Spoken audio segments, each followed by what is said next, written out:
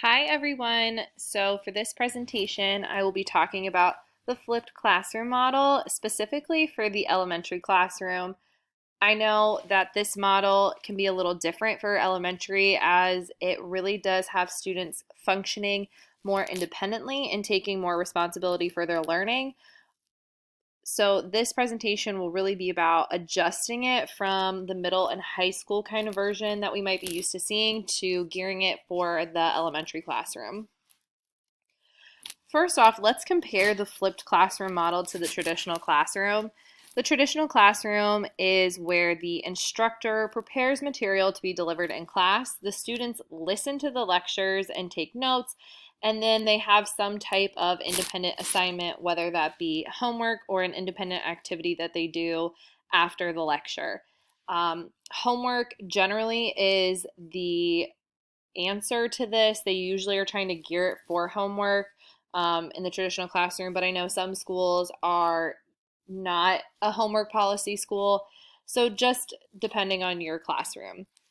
For the flipped classroom, it's a little bit different. It kind of changes it and makes the lecture the homework aspect. It's that is the independent piece that the students are responsible for and are held accountable for is listening to the lecture beforehand.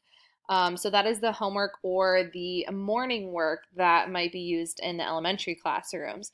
So students will watch or listen to a video or a lecture, and then during the actual class time, they will do an activity that uses more higher order thinking skills. And so this is where the teacher can work more one-on-one with students and where students are more collaborative with their learning. Some examples of this to use in the elementary classroom is really kind of taking this model and instead of using it for the whole day in the sense because elementary is multiple subjects, take it for just one subject. So an example that I've done in my fourth grade classroom is using Brain Pop for science lessons. So in the morning when my students get to class, their morning work would be to watch a Brain Pop video that relates to the science standard we are learning. For example, let's say we're learning about the water cycle. So my students will come in, they'll watch a Brain Pop on the water cycle, and then later in the day when it's actually science time, I won't have to go over all of the vocabulary or talk about what the water cycle is or any of that because they've already watched it, they've already learned it. So they're already going to be held accountable. This really is a benefit for elementary teachers when they are short on time. We know that as teachers, we have to be very flexible and things can change all of the time. So having students work on this for morning work or for homework that night, being able to come in and already have the information and then the teacher just doing a quick review is very efficient. So after the students have watched a video, I would just have them make maybe a diagram of the water cycle using their knowledge and applying it to something that I can collect and use as an assessment. Another way that I've used this in my classroom is through the program ReadWorks. ReadWorks is an online program kind of like Newsela where they give you articles that are based on the real world. So we use this for social studies program or for social studies lessons. My most recent one that I've done was based on Florida's economy. So ReadWorks does a sorry.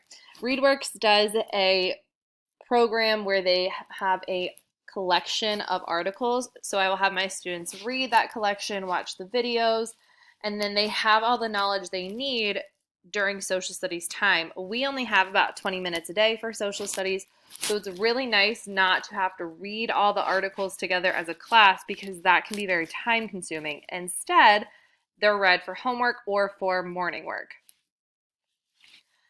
This also allows me time to have the students do more hands-on learning during the lesson block. For this lesson in particular, after they read about Florida's economy, they made a poster on the big industries in Florida's economy and how they help build the economy up. So the students really enjoyed that, and it was a fun, easy assignment after they had already had the prerequisite knowledge.